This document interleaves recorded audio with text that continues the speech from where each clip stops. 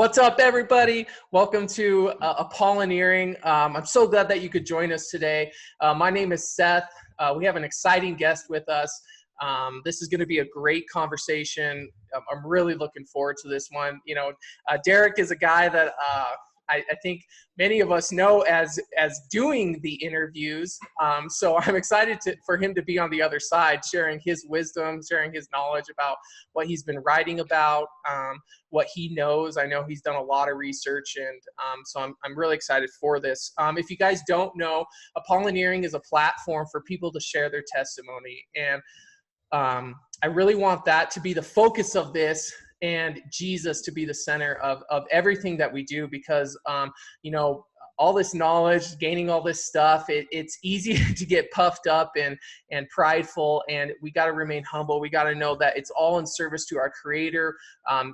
We want to expose the darkness. We want to expose and bring that light to the people that may not have that light. And so if you're listening to this and you don't know Jesus, begin to call out to him, and he'll answer your prayer. He'll answer your questioning, and it may not be in a way that you think, but he'll do it. And Derek is one to tell you that story too, and so am I. And so without further ado, I want to introduce Derek and let him tell how Jesus has saved him, and we'll discuss some of his past work and his upcoming work, and so I'm excited for it. So Derek Gilbert hosts Skywatch TV and co-hosts Sci Friday, a weekly television program that looks at science news with his wife, author, and analyst Sharon Gilbert. Derek is a Christian, a husband, and a father, and the author of groundbreaking books, The Great Inception, Last Clash of the Titans, co-author with Josh Peck of a book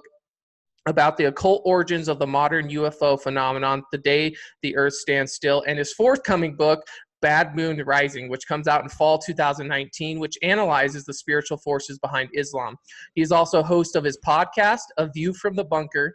And Derek is a lifelong fan of the Chicago Cubs, prefers glasses to contacts, and he's been known to sing high part in barbershop and gospel quartets. So, Derek, how are you, man? I'm doing fine, Seth. It's an honor to be here. Thank you. Awesome. Well, that's quite the bio, man. You just had to throw in the Cubs, didn't you?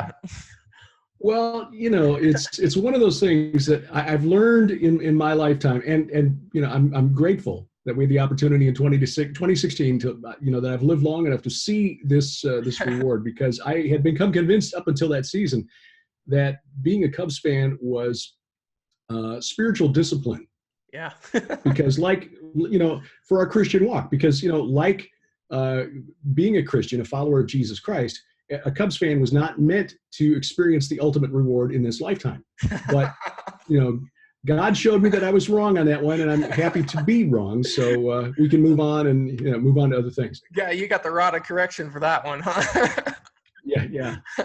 Sadly, my father, now my dad lived long enough to possibly have seen, but he never saw the Cubs win. I mean, he was old enough that he was alive when the Cubs went to the World Series in 39 and then again in 45, but they lost both times. Okay. And sadly, he passed in 2005 when the Cubs were still pretty bad. So you know, he never got a chance to see them win. But as they say, he's rooting for the Angels now. So yeah, well, that's my team, so we'll leave it at that. Yeah, I'm so excited for you to be here today. Why don't you just begin telling us your story on how you found Jesus? And I mean, I don't know it personally, so I'm excited to hear what your story is, if you grew up Christian or not, and kind of tell us about how your relationship with Jesus has molded kind of where you're at today, what you're doing today. I'd love to hear that. Well, you know, it's not really an exciting testimony, not as far as not compared to many others that you've heard. I mean, there are some that are remarkable, like, you know, our friend Mike Kerr, who was delivered out of drug addiction, you know, living on the streets, literally living on the streets. Yeah. Or, you know, others who've been like Josh Peck, who was deep into the New Age movement, or the co-author on his recent book, Second Coming of the New Age, Stephen Bankar's, both deep into the New Age, practicing spiritual disciplines where they were leaving their bodies and encountering other entities and so on. I was raised in a pretty boring, I guess, from, you know, the outside looking in, traditional family, mother and father, two kids, my younger sister and me, and we were, grew up in Chicago. Dad worked for a major corporation as a draftsman, worked his way up to an engineer, took us to church every Sunday, where I was introduced to Jesus in Sunday school. And liturgical denominations, United Church of Christ, this is more of a kind of a high church, conservative type congregation. The United Church of Christ today is pretty liberal. I've not followed what they've been teaching for a while, but I do remember about 10 or 12 years ago, their motto was, don't put a period where God put a comma, which basically was their way of saying we can reinterpret the Bible to say what we want it to say. Right. So, yeah. We moved out of Chicago when I was a freshman in high school. We started attending a Lutheran church, evangelical Lutheran. And again, back in the 70s, the ELCA was not nearly as liberal as it is today. But again, it was a very liturgical church where everything that happened in the service was in the bulletin. A lot of call and response from the pastor and the congregation. It's almost like Roman Catholic light. And I can say that with some authority because after college, I married a Roman Catholic, converted to Roman Catholicism, and spent the better part of 10 years as a member of a parish in St. Louis because I didn't know the difference. Theologically speaking, I didn't know the difference between Roman Catholicism and Lutheranism. And that may sound ridiculous because there's a pretty clear divide there on what they teach. Sola Scriptura is, but I didn't pay that much attention. I knew that, okay, Jesus was there and he's great. But by the time I got to my early 30s and I was one of those people who believed that, all roads lead to God. Okay, the Jews, we're all blind men trying to figure out the elephant. And the Catholics have their piece, and the Hindus have their piece, and the Muslims have their piece, and the Jews have their, and somehow we're all going to get together and find our way there. Somehow, in the end, it'll all be fine. Well, obviously, I can't say I've come. The Holy Spirit has guided me quite a way since then. And it really came down to this, and I won't go into too much detail because I don't want to, throw anybody under the bus or speak ill of anyone. But my first marriage was breaking up, and I realized one night that my studio audience is here. Sam T. Dachshund, who's decided that I'm disturbing his rest, so I think he's going to go to his other bed, his satellite bed back in the other room. Okay. It occurred to me one night that I couldn't explain to our daughter, who was about 6 years old at the time, why certain things were right and other things were wrong. Because if someone had asked me, why do you believe this is right and wrong? I couldn't really explain it. I could not, I couldn't formulate a worldview that was coherent. Yeah. And sadly, I think that's where most people are today because, you just kind of go along with whatever the crowd thinks.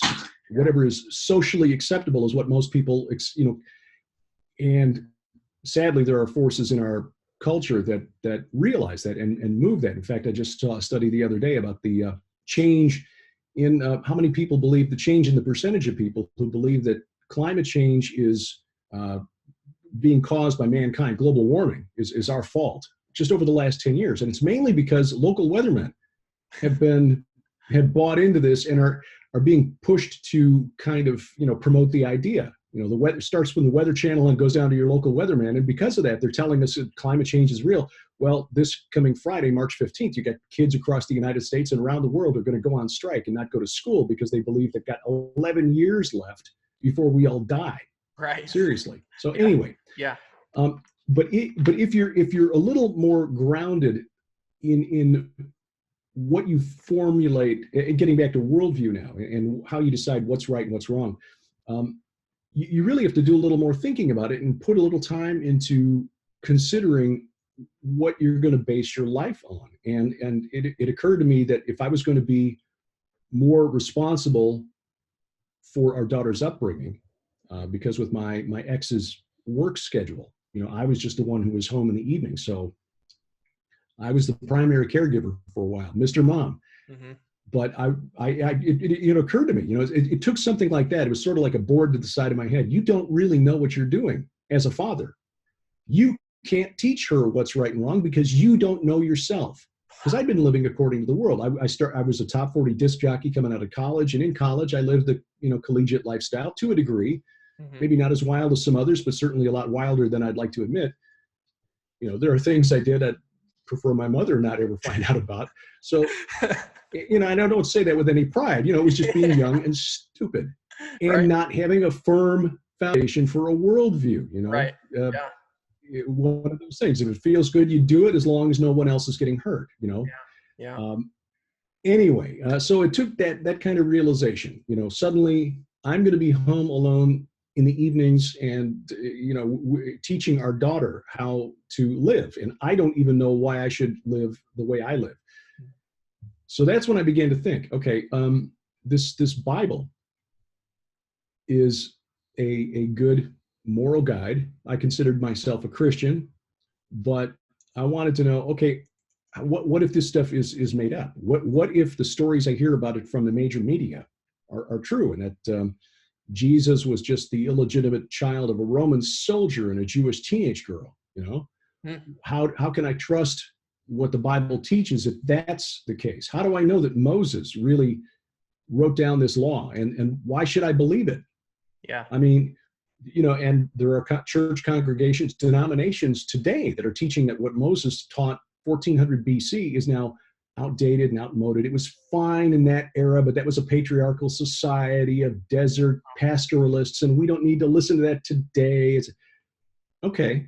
All right. So what if that's true? Why should I build my life on that if there's a better system out there? So I started looking into apologetics and found my way to Lee Strobel's Case for Christ. Yeah. And Evidence That Demands a Verdict, Josh McDowell. Yeah. And began reading that. Now, my father was a professional engineer. He had a very linear mind. Problem A, I'm at point B, and the closest, straight line is the easiest solution to the problem. Yeah. So I didn't inherit his engineering ability, but I did inherit, I think, his curiosity about the way things worked and why things are the way they are. And so I started digging into apologetics. And after reading the work of Strobel and McDowell and others, Craig Evans, for one, there are a number of others out there whose names, because this was like 25 years ago now, yeah, almost. But the evidence compelled me, and I think what finally did it for me was reading about the story of James, the half brother of Jesus, James, who wrote the Epistle of James, James, who's mentioned as one of the leaders of the church in the book of Acts. When I read in 1 Corinthians 15 that,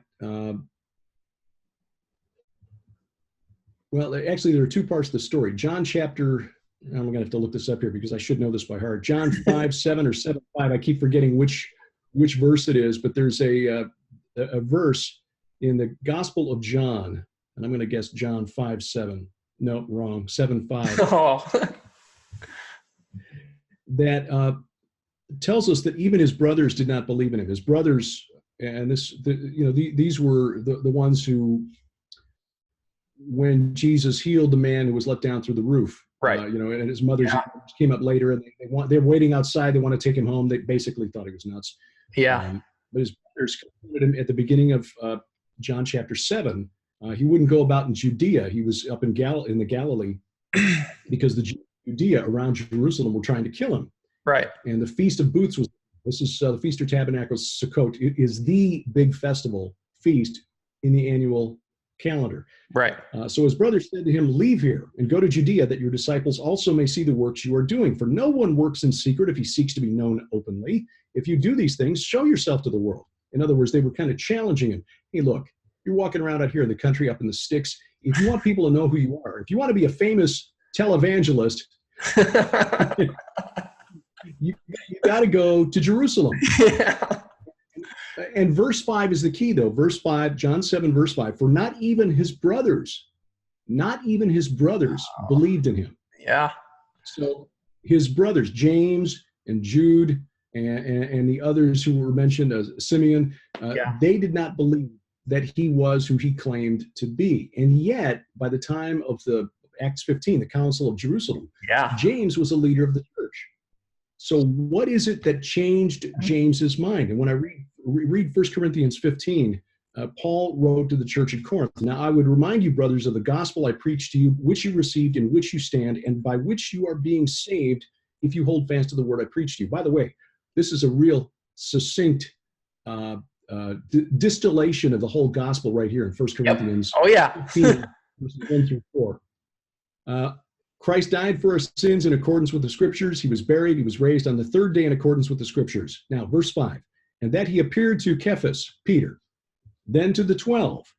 Then he appeared to more than 500 brothers at one time, most of whom are still alive, though some have fallen asleep. This is Paul telling the church at Corinth, if you don't believe me, send somebody to Jerusalem and ask around. Wow. Because there are witnesses who saw the risen Jesus Christ. Yeah. If you don't believe me, send somebody to Jerusalem. But verse 7, then he appeared to James, then to all the apostles. Now, James was martyred around the year 62 AD, I think. Yeah. What was it that changed James's mind that he went from being a skeptic, an unbeliever, to being willing to die rather than admit that his brother, wow, not the Son of God? Now, I love my little sister. She's really smart. People I know. But if she would come to me someday and say, before Abraham was, I am, I'd be calling for a mental health professional. Yeah. But something changed James's mind, and I think it's right there in 1 Corinthians 15, verse 7. He saw the risen Christ. Wow. And that changed his life completely. And as soon as I read that and I realized what it meant, it was like, wow, sea change. Whole world just shifted. Because if that's right, if Jesus really did rise from the dead, and these eyewitnesses said so and changed their life, and we're willing to die for that, then what Jesus said about the Old Testament, about Moses writing the law, receiving the law, that's all true. Wow. So, that was essentially the light bulb going on. And this was about the time that Sharon and I were meeting in about 22 years ago. Wow. So, well, anyway, so picking up where I left off, that essentially is what started me down the path of realizing that when Jesus said, I am the way, the truth, and the life, and there is no path to the Father except through me, you have to take that seriously. It would be nice if we Christians could honestly say, all paths lead to God, and what's true for you may not be true for me, and this is my truth, and you can believe whatever you want, and it's all good. Yeah. But that's not what Jesus said. Yeah. And since he's God, we have to defer to what he said. So the challenge for us as Christians is, how do we present that message with gentleness and respect, which is what Peter said. Yeah. So that's that kind of started us down this path. Sharon and I started writing fiction back in 2002. She's been writing fiction her whole life. I was convinced I couldn't write, and she proved me wrong. So I did write a couple of novels that have been self-published. But we started on the advice of our publisher back in the early 2000s, trying to find a way to promote our novels, and that's how we started doing the podcast PID Radio back in March of 2005. Yeah. In fact, we probably ought to do an anniversary show here soon. We kind of let it lapse for the last year or so, but anyway. We did our first program, and it was, okay, here's why you should buy our novels. And then, okay, now that we've done that, what do we do next? So we started discussing what inspired us to write, which was looking at things in the world that are clearly not right. Mm-hmm. And then we started interviewing people who were doing the kind of cutting edge research that we found compelling. People like Tom Horn and Dr. Michael Hines. Yeah. Stan Deo, Guy Malone, and so on and so on. So, and that's how we met Tom Horn, by the way, with whom we now partner at Skywatch TV. He brought us on board here to help launch this 4 years ago. But it began with that podcast back in 2005 when I interviewed him about dominion theology. Yeah. So it's become clear over the last, 14 years now that we thought we were podcasting to promote our novels, but God started us writing the novels so we would start the podcast. My career coming out of college was professional broadcasting. Yeah. Got away from when our daughter was very young because it was it's not a very secure way to make a living, and especially since the mid 90s when automation has taken over and consolidation. Once the FCC allowed ownership groups to buy up thousands of radio stations and own them. It used to be a company could only own 7 AM, 7 FM, and 7 TV stations. Wow. Here in the U.S. to prevent any one company from getting too much control over the media. Mm-hmm. And now you've got companies that own 15, 16, 17, 1,800 radio stations at a pop. Wow. There are like 5 major publishing companies left in the world. Anyway, so it's changed a lot. And I'm glad I'm not in that business, secular broadcasting anymore, but it did train me to get in front of a microphone or a camera, even though the camera part really didn't start until Skywatch TV. Yeah. My podcast experience was pretty much exclusively radio before then. Anyway, it was a way to use the radio background through the podcast to make connections with other researchers and authors and so forth. And that led to a friendship with Tom Horn, with Bob Ulrich and Gary Stearman of Prophecy Watchers, led to attending prophecy conferences, which led to interviewing guests for the DVDs, which led to speaking, which led to, but then one of the things that kept happening at the conferences we attended was people would come to us and say, we're not finding a local church that is teaching good Bible exegesis. And can you recommend something? Well, we haven't traveled around the country that much. So, we have recommendations just based on internet research. So we decided to start recording a weekly Bible study. And it was about 4.5 years ago now.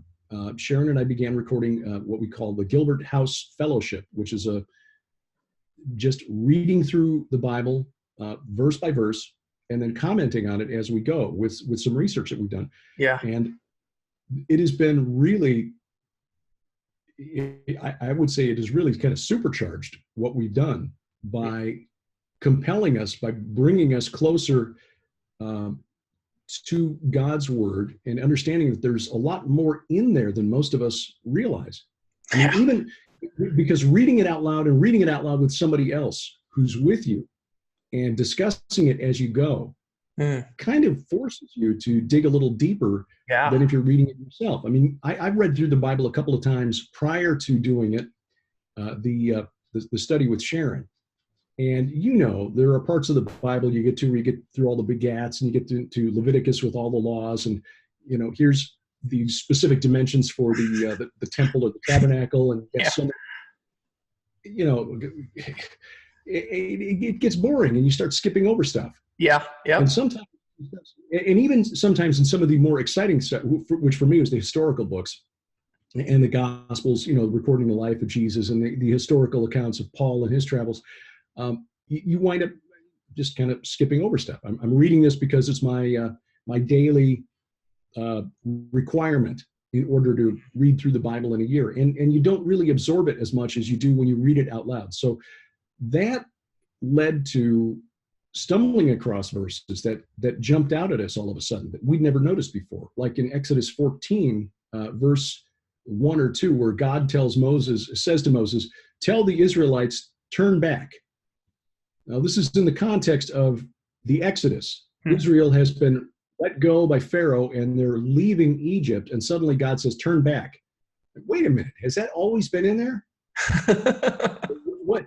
Turn back and camp here by Pi-hahiroth, facing Baal-zephon next to the sea. Well, wait a minute. Baal's a Canaanite god. What's he doing in Egypt? And what's a Zephon anyway? So that historical research that resulted in my first book, The Great Inception.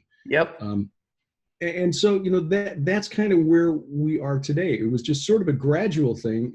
God needed to shake me up a bit, which, again, took losing a marriage, frankly, to wake me up and start digging into the apologetics, the reasons, the evidence for the truth claims of Christianity, and then marrying a woman who's been a committed Christian for, decades. I mean, she accepted Jesus Christ when she was officially, I think she did it when she was like, 7 or 9 was the age. But she had kind of realized that God was real and the Bible was true when she was like 3, but her parents wouldn't let her walk the aisle and make the profession until they were sure she was old enough to understand what she was saying. Yeah. So she's been on board with this a lot longer than I have. Yeah. And she was very patient with me as we had some very animated discussions early in our marriage. I was high school 18 captain 2 years young, and sometimes I realize too late that the argument isn't worth the argument. Yeah. Anyway, we had some heated discussions early in our marriage about theology. I was arguing that there's no contradiction between Darwinian evolution and the book of Genesis. Well, yeah, there is. Because if there's nothing to fall from, if there's always been sin and death in the world, then what are we being saved from? So, yeah. Anyway, stuff like that. She's been very, very patient with me, and I am grateful that she has been, because she's my best friend, and I can't imagine walking this walk with anyone else. So anyway, long story short, that's where we are. God had to hit me with a board to wake me up. And it's been since then just the study of apologetics, and then getting into the Word and reading it out loud with Sharon back and forth once a week. And I suppose if we did it more often, I could have gotten here faster, but still. It's awakening just a real hunger for understanding what was going on, the worldview of the apostles and the prophets. What did they know about the world around them and what their neighbors believed, and how is that reflected in the Bible? And that's what I do now. That's what I'm writing and researching it. Well, it's just refreshing to see you guys have that type of relationship, because the world has made it so easy for, you to get divorces, and that, Satan's just made it so easy for there to be division in your family and in your relationship with your spouse. And so and then on top of all that you guys do, it's just so refreshing to see that. But you mentioned groundbreaking research when you were going through, that's one of the reasons that you started to get into interviewing, and you guys wanted to find out this groundbreaking research and stuff like that. So one of the things that I think you're pretty knowledgeable in is dominion theology. And you have a section actually in Tom Horn's book that he just released a few months ago called Saboteurs.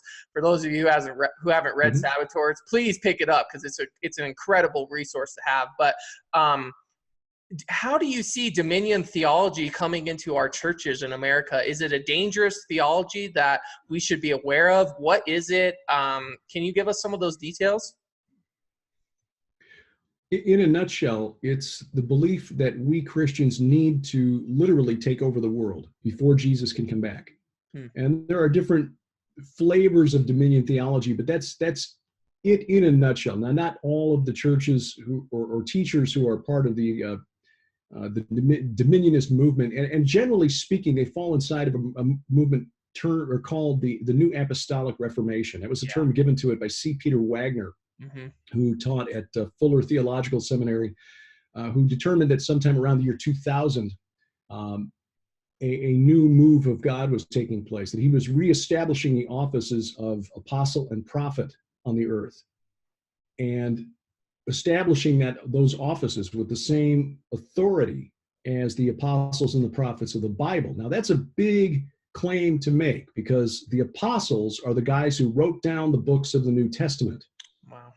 So if these modern day apostles have that kind of authority, they're being given the authority to essentially bend the gospel, to bend Christian doctrine to fit what they. But the belief is that the apostles will serve as God's government on earth until Jesus comes back to take it over for himself. Okay. And some believe literally that Jesus cannot return until we do. This is based on a misinterpretation of Psalm 110, verse 1, that the verse where the Lord says to my Lord, remain at my right hand until I make your enemies a footstool beneath your feet. Yeah. Well, that's addressed in the New Testament. There are, in the book of Hebrews, in fact, it says that there are, these enemies have already been made a footstool beneath Jesus' feet. Wow, yeah.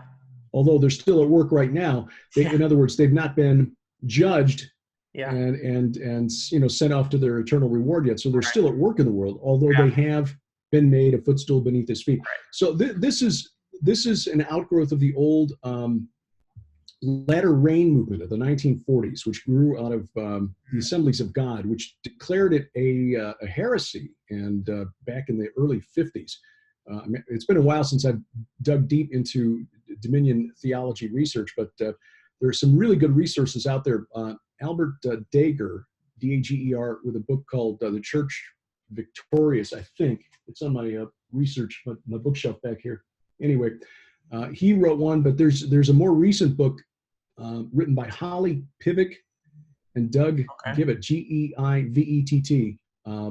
And the titles are escaping me at the moment, but if you, Pivot is P-I-V-E-C, your viewers can look them up, and I highly recommend them because I've read them. One is sort of like like an introductory level explanation of what dominionism is, what Kingdom Now theology is, and then another one is I think that one is called God's Super Apostles, which super apostle is a term that Paul actually used. Interesting. And then the other one is, it has the title, it has New Apostolic Reformation in the title, but that one is a good scholarly look at the movement. It doesn't, it doesn't get angry or nasty or anything, but it does a really good job of comparing what's taught by NAR apostles and prophets with what we are taught in the Bible. Right. But the bottom line is, in a very broad sense, the very broad description, Dominion theology teaches that we Christians need to take over the world for Jesus. Is that and that's using like any type of force, right? That's like through politics, through geography, taking over other lands, and all that. That includes all of that, correct? Well, there's a teaching called the Seven Mountains Mandate, and I used to have all these memorized, but see if I can do this very quickly. The Seven Mountains Mandate teaches, and this is based on a shared dream that a couple of prominent evangelists had back in the 70s, that God showed them that there are seven mountains of culture or of influence on human society that we Christians need to take over. And religion, family, education, government, media, arts and entertainment, and business. Wow. So if you're on one of those mountains, it is your responsibility to take that mountain for Jesus. Interestingly, the National Day of Prayer the last few years has identified 7 spheres of influence or circles of influence that they recommended people pray for. And they were all the same, except that I believe arts and entertainment or media was replaced by military. Oh, wow. Now I'm not casting aspersions on anyone who's with the National Day of Prayer. I mean, Shirley Dobson, I think, has been the national chairperson for this for some time. Yeah. I could be wrong about that, but I know she was for a few years ago. And I don't believe that most of the people who are on the board of directors there or who are endorsing the National Day of Prayer really want to take over the world. But it's an example of how this philosophy, this teaching, has kind of worked its way into mainstream evangelical Christendom. This 7 mountains or 7M mandate. And there's some very prominent teachers going out there and teaching that this is a requirement, again, that we are called to do this so that Jesus can return. There's even someone calling it the 7 mountains prophecy, taking it a step further. Wow. Jesus said, "My kingdom is not of this world." He did not say to the apostles to go forth and make political action committees. Right. We are to make disciples of all nations, yes. Right. And if we are in business, or if we're in entertainment, or if we're in the media, yes, we are to be salt and light in that area, in our area of responsibility. But it is not a mandate on us to take over the world so that, before Jesus returns, or to take over the world so we can hand over a totally Christianized world to him when he comes back. Right. And I do believe this is a dangerous teaching because it appeals to us as conservative Christians in America, because it appeals to our sense of patriotism, because it's often wrapped in the flag. Yeah. We conservative American Christians are often, we're all in favor of God and country, but we don't always put them in that order. Right. I suspect there are a lot of churches out there where people would be more upset if you took the flag out of the sanctuary than if you took the Bible off the podium. Wow. Gosh, that's... I suspect that's true.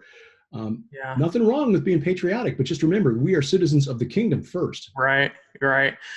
Oh man, that's powerful. And that's so true, because I feel like a lot of people are led by their emotion when it comes to that. Sure. And, that's why like all the war stuff and going to, fight for our country and, the whole, the result of 9/11 with the Patriot Act and it's just all, you're right, wrapped in this emotion of patriotism, if you will, and defending our so-called freedom that we have here in America.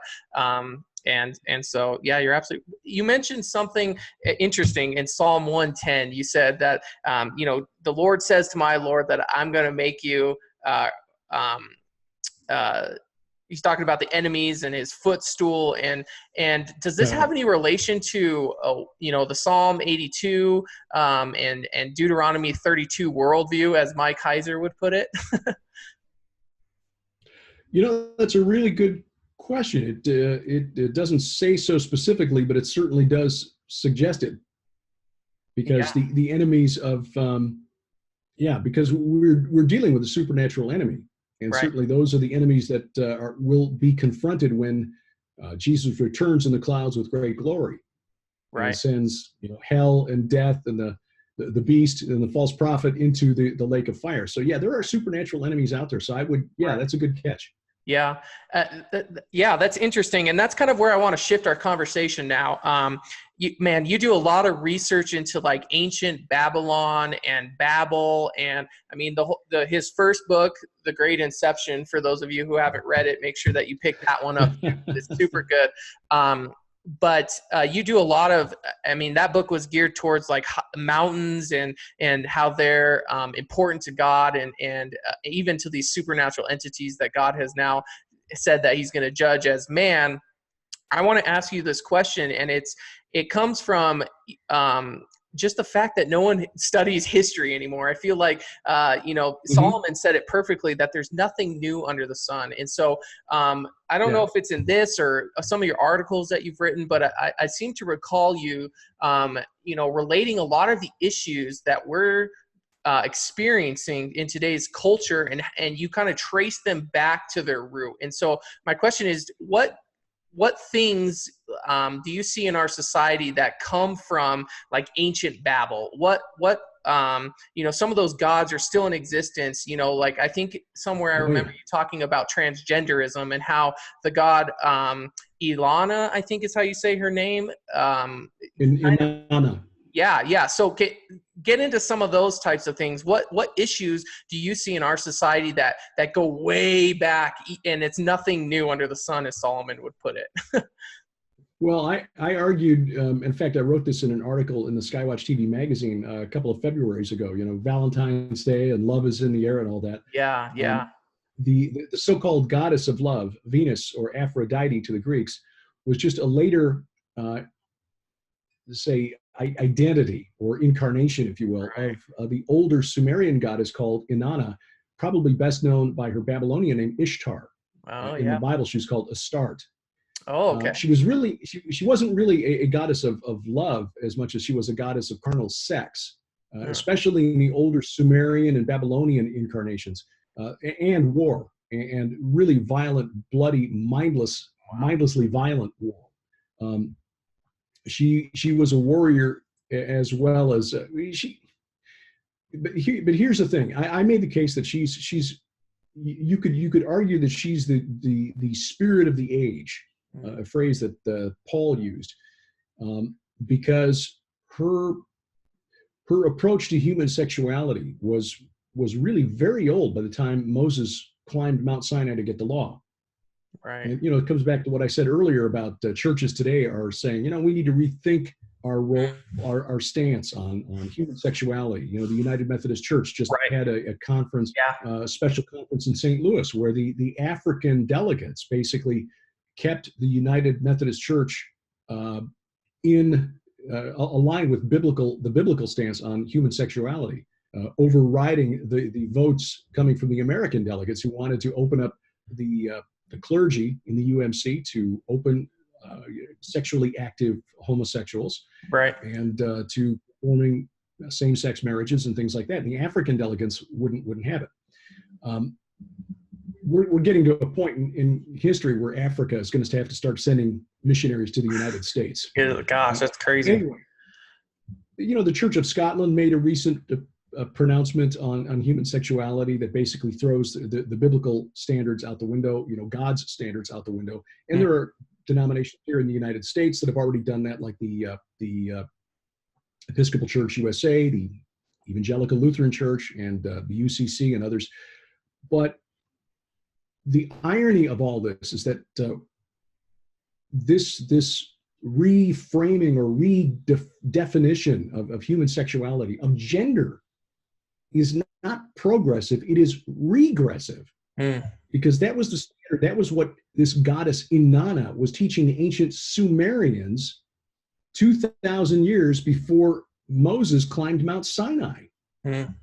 There are ancient texts that have been found in what is now southeastern Iraq, for what used to be Sumer back in the day, praising Inanna for her ability to change the male into the female and the female into the male. And her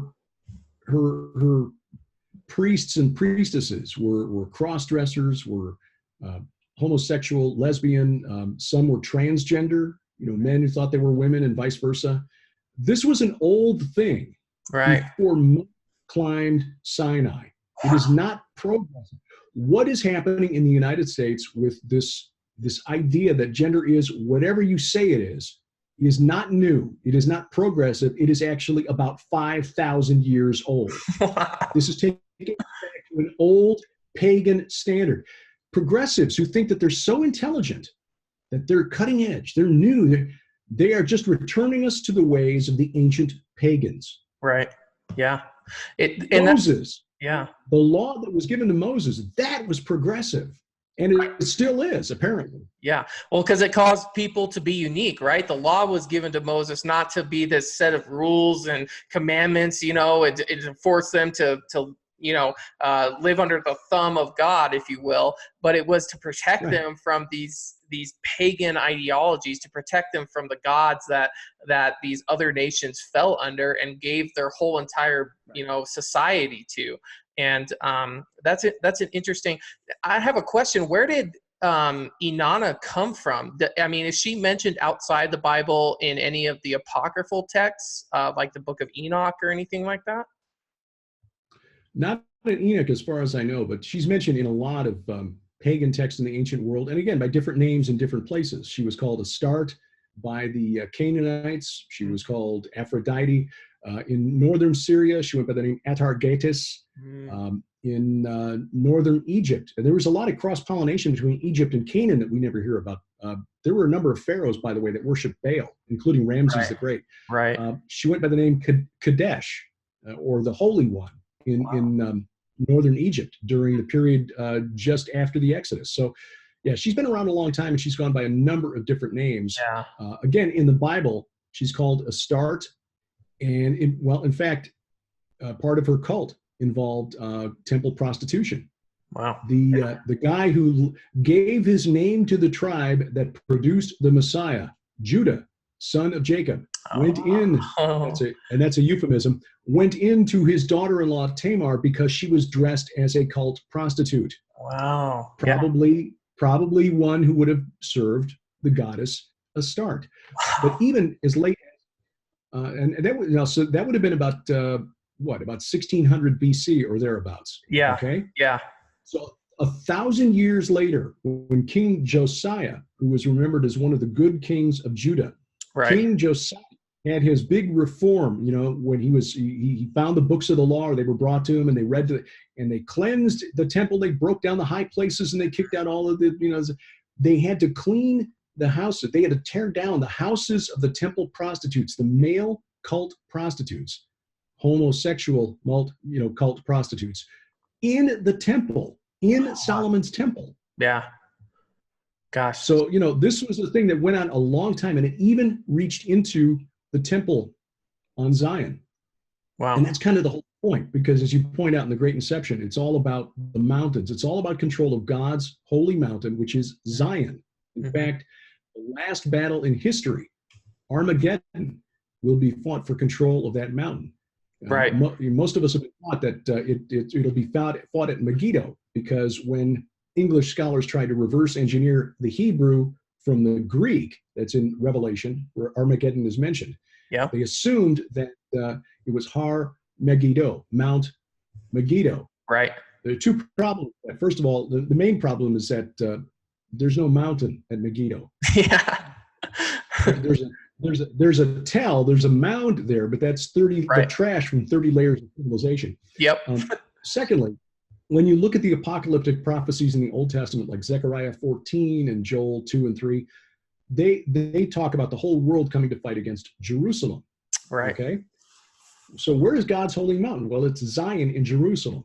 Right. So why would the final battle of history be fought at Megiddo, 50 miles away, when the mountain that's the center of all this is in Jerusalem? Well, a scholar back in the 30s, and I forget his name now, but Mike Heiser has pointed this out a couple of times, figured this out, that instead of Har Megiddo, it's actually Har Moed.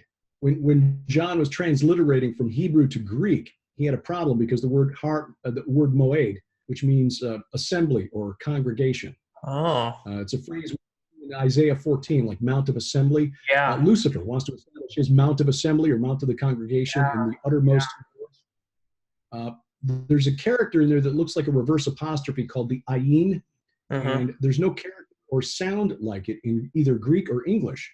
So John substituted a gamma, Greek character gamma, which is the English letter G. Right. So instead of Har Moed, you now get Armageddon. And when you go back, scholars assumed that John must have used a gimel, Hebrew letter gimel, which is a g sound, and that's where we get Har Megiddon, when in fact it's Har Moed, Mount of Assembly, Mount of God, Zion, Temple Mount. That's why you had these cult prostitutes with houses inside the temple, inside Solomon's temple in the 7th century BC.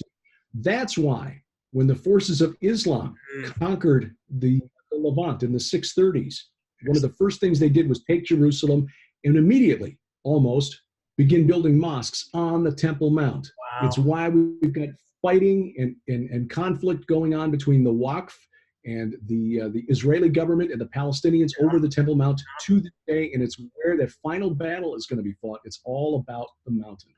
That is so interesting that you bring up just the amount of and that reminds me of like Ezekiel chapter 8, when God takes Ezekiel from Babylon in the spirit to see what the priests and stuff are practicing in secret inside the temple, right? And they're wailing for Tammuz, and they're worshiping the sun, and that's what that reminds me of. And it's another thing that reminds me of is Freemasonry, because what do the Freemasons model their congregation or meeting place after? The temple of God, right? They have the 2 pillars out there, they have the altar, they have it all established. And what are they doing there? They're practicing their occult stuff. And it makes more sense to me that it would be the Mount of Assembly, because if you look at the progression of the book of Revelation, nothing is centered around Megiddo. It's all around Jerusalem. I mean, that's where the Antichrist establishes his reign, and that's where he puts in the abomination of desolation, and it all occurs in Jerusalem. So that makes complete sense to me. So we were talking about I was going to say just very quickly, even the end times prophecies of Muslims are focused on Jerusalem. Nothing happens in Mecca. It's all in Jerusalem. Right. Exactly. Yeah. Which is what, the 3rd most important city? Like, why would the 3rd most important city be the central focus of the religion? That doesn't make any sense. Right. So, right. And that's interesting. That's very interesting. So we were talking about Inanna and her role that she played in ancient Babel in the Great Inception. I'm sorry I'm focusing on this book, but I think it's foundational for kind of the rest of the stuff that you're writing, because kind of everything starts at Babel. Can you give us a little bit of the history of Babel, and where did it come from? How was it established? I know, I mean, I'm aware of it, but I don't know if a lot of people out there are, because, certainly 5 years ago, I was not. So No, I appreciate you asking the question. You're right, because most of us have been taught, because of the similarity of the names, that Babel was at Babylon. Yeah. And therefore, Nimrod was responsible for the occult system of Babylon, and et cetera, et cetera, et cetera. Well, that happens not to be the case. Right. Babylon was not founded until about 2300 BC.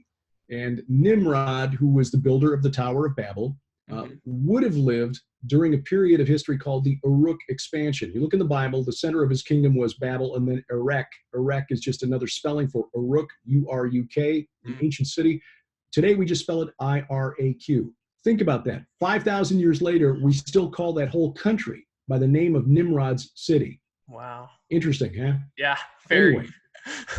Anyway, the name Babel comes from the Akkadian Bab Ilu, which means gate of God or gate of the gods. And Babylon, of course, is based on that. But again, Babylon didn't come along until about 1,000 years after the end of the Uruk expansion period. There was a period in history for about 1,000 years when this one city, where Nimrod was king for a while, controlled the entire Fertile Crescent from Turkey down to the Persian Gulf.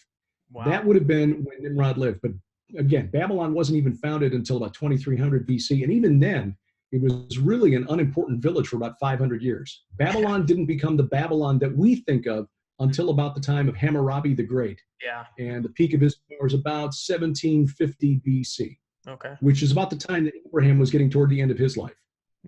So he was a contemporary of Abraham, just to give you some time scale here. Okay. Anyway, the original site, I argue, and this is based on the work of Egyptologist David Rohl, R-O-H-L, was a site in ancient Sumer called Eridu, E-R-I-D-U. It is remembered by the Sumerians as the oldest city, their first city, and it is the location of the oldest and largest ziggurat or step pyramid that archaeologists have ever discovered in Mesopotamia.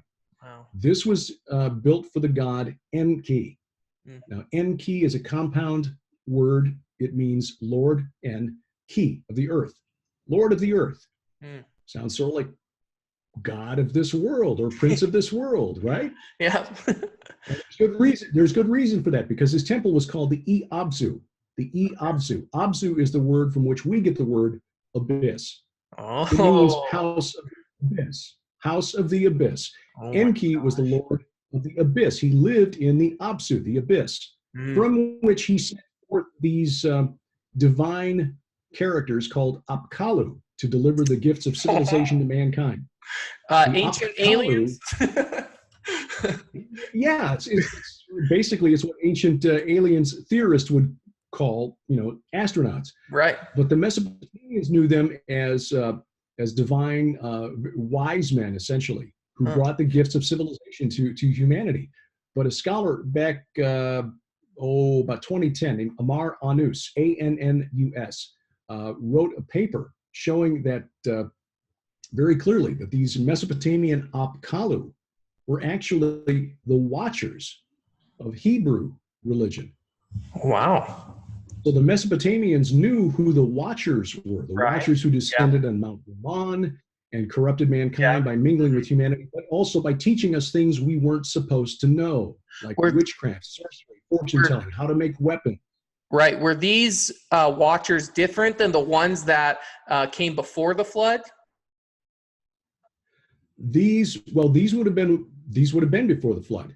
Oh, okay. I see. And before the flood. See, one of the things that Gilgamesh is known for, now Gilgamesh, you move forward about maybe 500 years or so. Well, maybe not that. He was 2 generations after Nimrod. So, maybe 100 to 150 years after Nimrod. Early part of the 3rd millennium BC. So say 3000 to 2700 BC, somewhere in there, Gilgamesh was the king of Uruk. He was known as master of the Apkallu. Wow. He was famous for having preserved knowledge from before the flood. And in fact, when Babylon finally did rise to power in these about 1,000 years after Gilgamesh, one of the things that Babylonian was proud of was its magicians and sorcerers and priests who had preserved all of this arcane knowledge from before the flood, the knowledge of the Apkallu. Right. Okay? Yeah. So, but again, these were to be equated with the watchers or spirits who identified themselves to these Mesopotamian occultists as watchers. But again, you get a very different picture of them when you read Second Temple Hebrew literature, Jewish literature, like the Book of Enoch, Right. and what these watchers were like and what they were about, and how God punished them. And when you read between the lines of the stories coming from Mesopotamia, there's a story in the, I think it's in the Enuma Elish. No, it's in the Epic of Era, I think, where Marduk, who was the chief god of Babylon, who became the king of the Mesopotamian pantheon because Babylon basically set up an empire. Marduk is quoted in one of these stories as describing a time when he lost his temper, and he sent the craftsmen, the Apollo, the watchers, down to the Apsu, the abyss, and told them never to come back. Who does that sound like? It sounds like the Titans of Greek mythology, right? But it also sounds like in 2 Peter 2:4, the angels who sinned, who God thrust down to hell. Now the word in English is translated usually hell, but the Greek word in 2 Peter 2:4 is tartarao, which means thrust down to Tartarus. Mm-hmm. And in Greek religious thought, Tartarus was a different place from Hades. Hades was as far above Tartarus as heaven was above earth, basically, or something like that. It was a special place of confinement, a prison reserved for supernatural threats to the divine order. Right. So you've got these stories that parallel, that track one another, and this is what led to my second book, Last Clash of the Titans. Yeah. But you get this same story about these divine entities, the Titans, the Apkallu. In some of the stories from Mesopotamia, it's the Anunnaki, who are punished by being confined to the netherworld forever. The Titans of Greek mythology. Similar stories. Yeah. Where the same, but for different reasons. And of course, they're told from a different perspective, a different worldview. Right. Yeah. Get in the Bible. The Bible just records little bits of this. So anyway, the temple to Enki, the god Enki at Eridu, site of the oldest and largest ziggurat ever built. Archaeologists working there at the site after World War II, 1949, excavated it. They found 18 layers of construction at this site. The oldest was, very small, like a 10 by 10 room. Right. The biggest was massive, with a massive retaining wall and platform. And then, for some reason, before it was completed, the archaeologist wrote, it appears that for some unknown reason, they abandoned the project and left it unfinished. And it was very quickly covered over with sand. Why would that have happened? Well, in Genesis chapter 10, we're told God confused the language and they left off building the city. Oh my God. Now, there's a poem that was found at the site of ancient Babylon from the old Babylonian. This is basically about the time of Abraham. It's a poem called Enmerkar and the Lord of Aratta.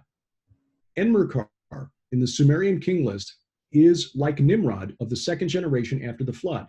So Enmerkar, he was the king of Uruk, second generation after the flood, just like Nimrod in the Bible. This poem records his efforts to put the screws to a neighboring kingdom for building materials for a couple of building projects. One was for the temple of Inanna, Ishtar, in the city of Uruk, because he wanted to make her Uruk's patron deity, because up to that point it was Anu, the sky god, who was sort of semi-retired. Right. Yeah.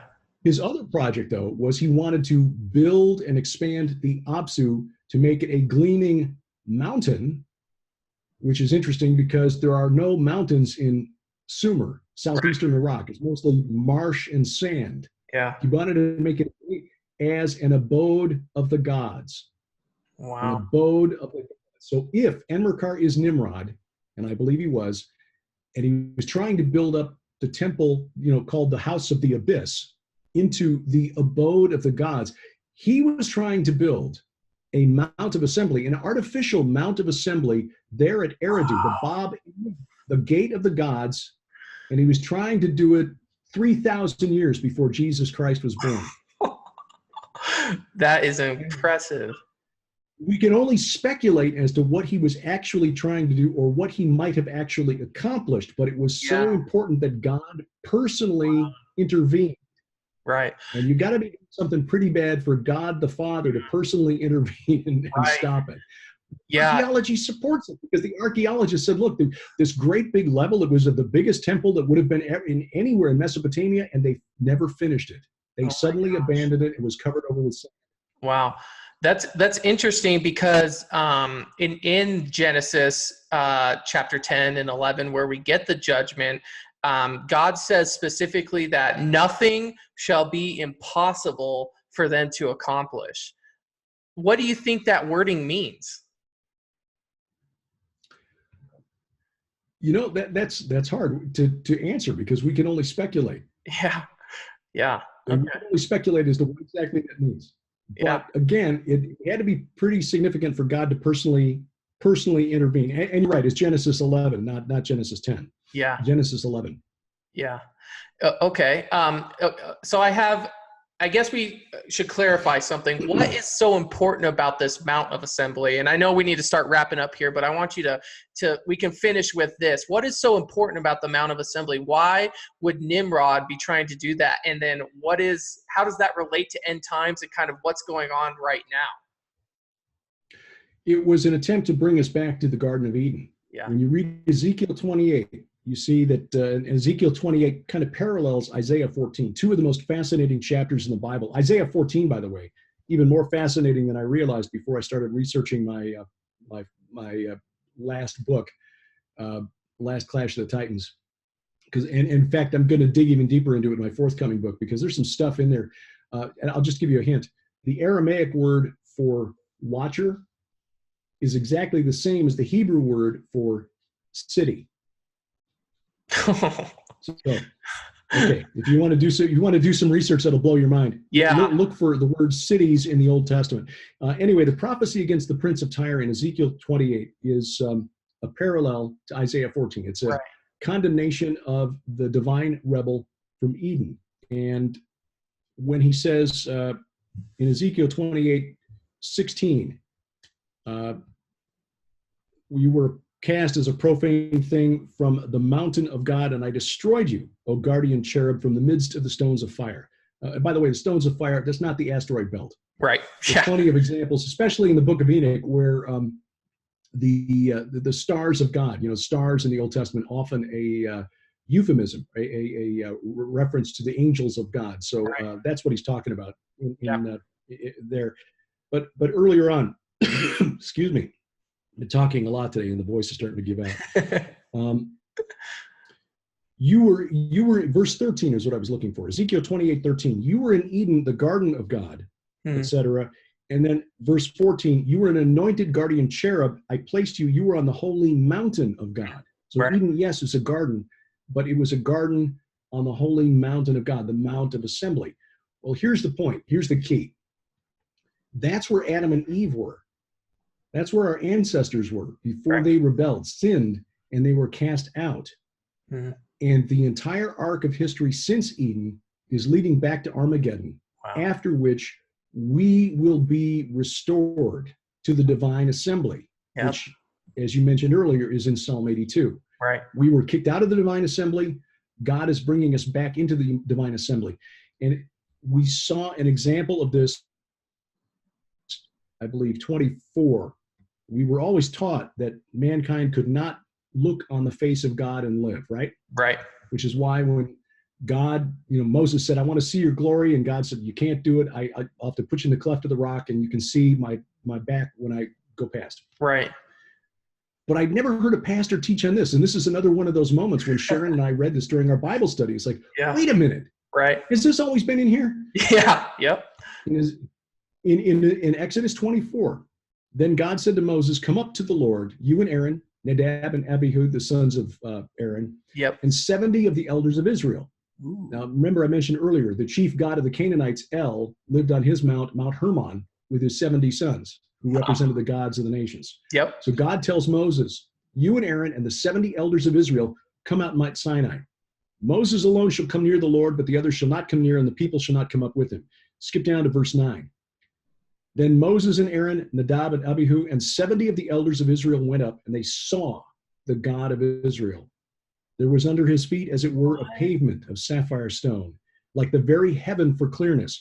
And he did not lay his hand. God did not lay his hand on the chief men of the people of Israel. They beheld God and What? ate and drank.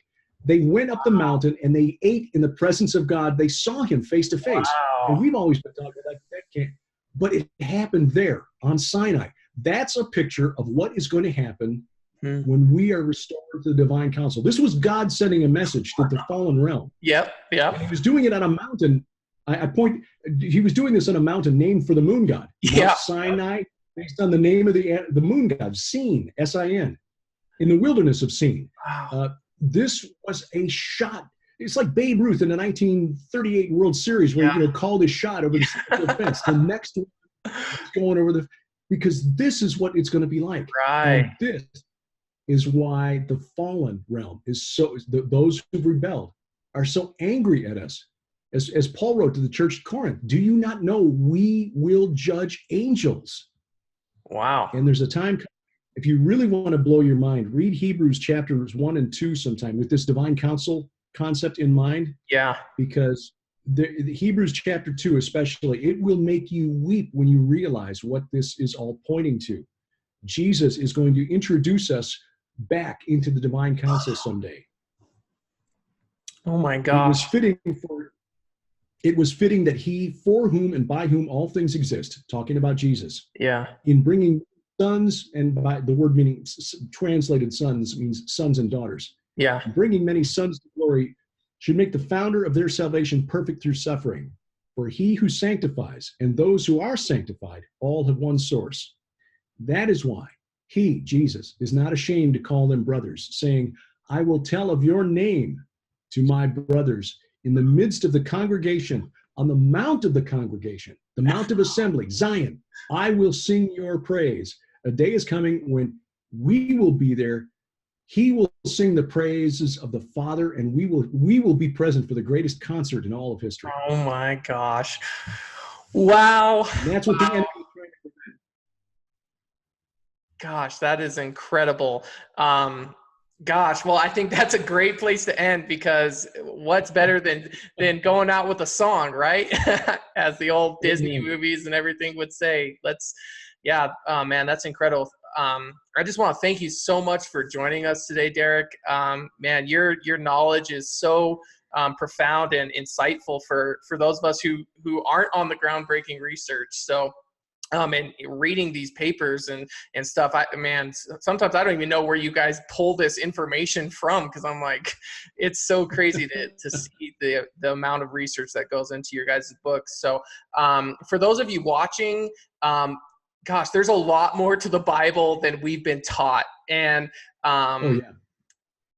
Derek just gave us like snippets of scripture today, and you can see how fascinating it is if you just take time, do the research, read some books, and pray. God will reveal these things to you as you study his word. And just as Derek and Sharon have done for the past 4 years in their fellowship that they hold on Sunday nights. And so if the Lord is speaking to you and you don't know Jesus, call out to him and ask him to reveal himself to you and to show you these cool things, and to grow in a deeper relationship with Jesus, because that's really what it's all about. I mean, it's fun to talk about this stuff, but it all begins with that relationship with Jesus. So before we wrap up, Derek, do you have anything else you'd like to share with us, or any other comments? No, just an honor to be here. It is such a blessing to serve in the way that we do. Sharon and I prayed for some way that we would be able to walk side by side in this kind of work, and God opened the door through Tom and Nita Horn, and he's brought other people alongside here in the Ozarks, like Josh and Christina Peck. The Fall brothers are down here near us now, and a gentleman who's becoming a friend, Darren Geisinger, who works with Gen 6 Productions. That's Timothy Alberino and Steve Coyle's group. We're becoming friends with some folks down there in the Branson area, Jim and Lori Baker. And I know Jim Baker, for a lot of people, is like the third rail of Christianity, but he's not. Well, like I said earlier, there are things I did 30 years ago I'd rather my mother not know about. He was in a position where everybody in the world found out, and he's repented, And he is the real deal. He is genuine, him and his family. So we are proud to call them friends as well. God is doing something here in the Ozarks right now, and I'm not sure exactly what the end game is, but we're just blessed and honored to be a part of it. Awesome. Well, for those of you tuning in, you know the saying, don't be lazy, do the research. We'll catch you guys next time.